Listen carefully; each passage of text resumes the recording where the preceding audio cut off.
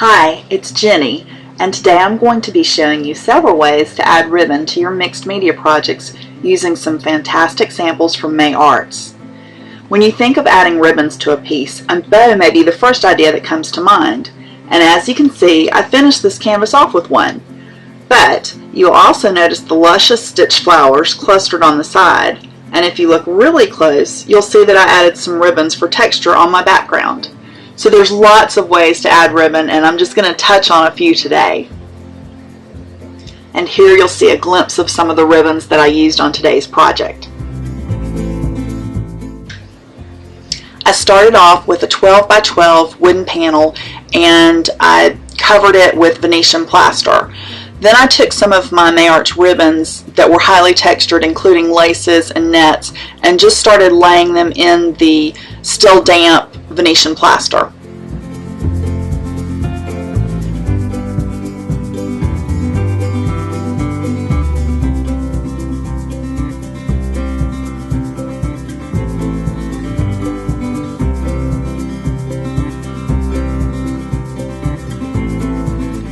After the first layer of plaster is dry, then you're going to come back and add a thin layer of plaster over the ribbons that you just laid down.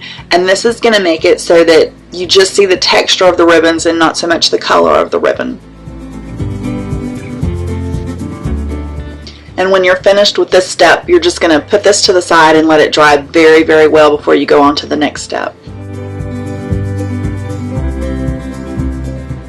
I printed a free digital image onto inkjet printing silk. So this is actually a very thin silk fabric that can go through your inkjet printer. And before I remove the backing, I used some gelatos just to color in the fabric on the chair.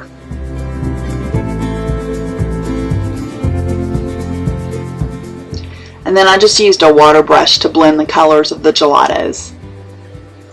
And off camera, I did spray over this with a mist in kind of a taupe color just to age the whole image a little bit. Now it's time to start painting our canvas background. And for this, I used a mix of acrylic paints and Adirondack re-inkers. These are not the alcohol ink re-inkers, but just the regular re-inkers.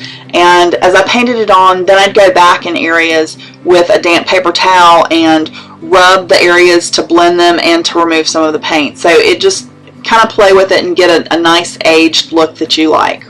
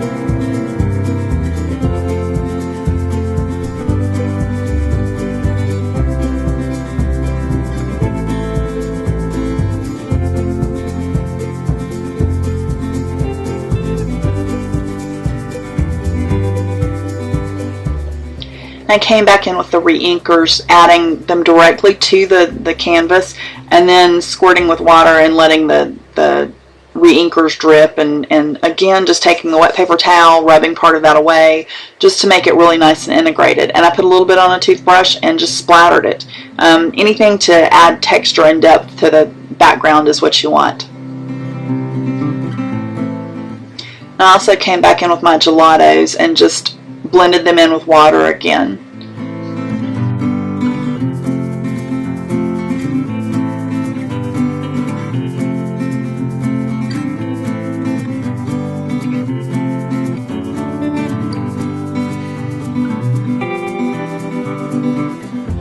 I used some background stamps from Creative Embellishments and StazOn ink in a dark purple, and just added this in random areas to my canvas.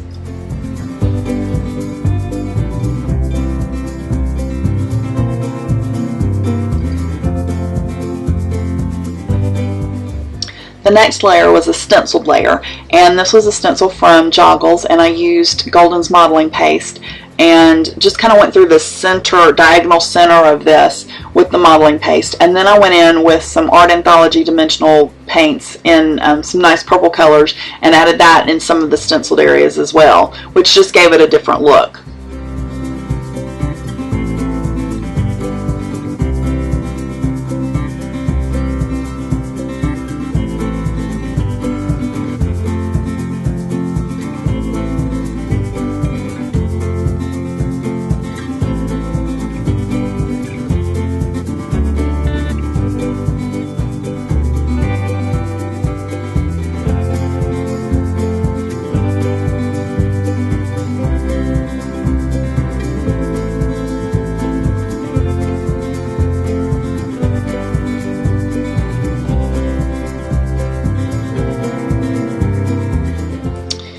Next, I used a coloration spray and spritzed over mostly the area that was the modeling paste, but a little bit on the paint area as well.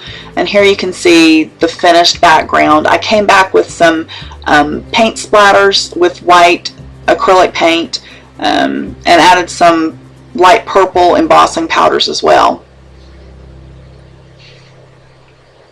I used some double-sided tape to hold these layers that I was going to stitch together, just so that they would not move while I was doing my ribbon embroidery. And I'm going to show you my ribbon embroidery not actually on the project, but just on a smaller sheet, so you'll be able to see it better. So the first flower we're going to do is an aster, and you want to just draw a circle, and I obviously didn't use a Sharpie, but it showed up better for the video to show you this way. And this is using the thin silk ribbon, and you're going to work around the circle, and you're going to do a straight stitch, and you're going to hold it in place, but you want to have a little bit of slack so it creates some dimension. And then you're actually going to stitch through the ribbon, and you're going to pull it, but don't pull it too tight or you'll lose all of that dimension that you're trying to add. And it's going to create a little curl at the end of the ribbon. And you can kind of pull it up so that you add that little poof stitch there. And you're just going to go around and do this all the way around. I did it with the dark purple first and left space to go back with the lighter purple on the next row. And when I worked these on the canvas, I actually was sewing into the silk with the printed chair and the burlap that was behind it.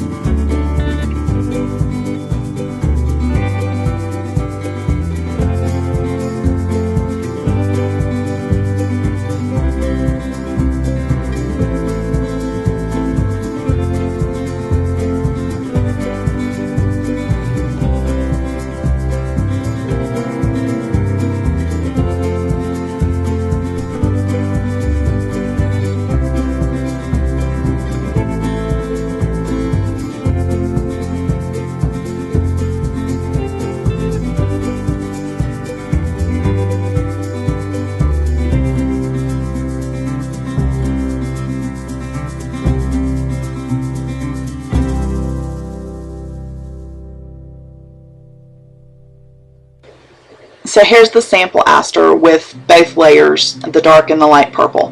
And then I wanted to add some beads for the center. So what I did with this, and sorry I was having a little bit of a hard time trying trying to do needlework and stay on camera, but I added 3 beads at a time to the string, and this was just a good sewing beading thread, and so it was making a small loop each time, and it just makes it look clustered. It makes it where it's not a single bead, and you just want to fill in that space as much as you can. For the rose, I used the whiter silk, and this is a pink ribbon, but I wanted it to have some of the purple colorations to it. So I just rolled it tightly, and then I spread some of the colorations in an orchid color on my mat, and then dipped both ends into the colorations. And then it gives you a beautiful ombre effect. And I realized I lost the first part of this video, but the first thing you're going to do is just tie a loose knot at the end of your ribbon, and you're going to use this to form a bud to start wrapping the rose around. And you're just going to twist and just hold it very loosely, twist it around, and it will start forming a rose. And you're just going to tack it wherever you feel like you need to, just to hold it in place, just to hold that shape. But it's super easy, super quick rose to stitch. And then the final flower is a really quick flower.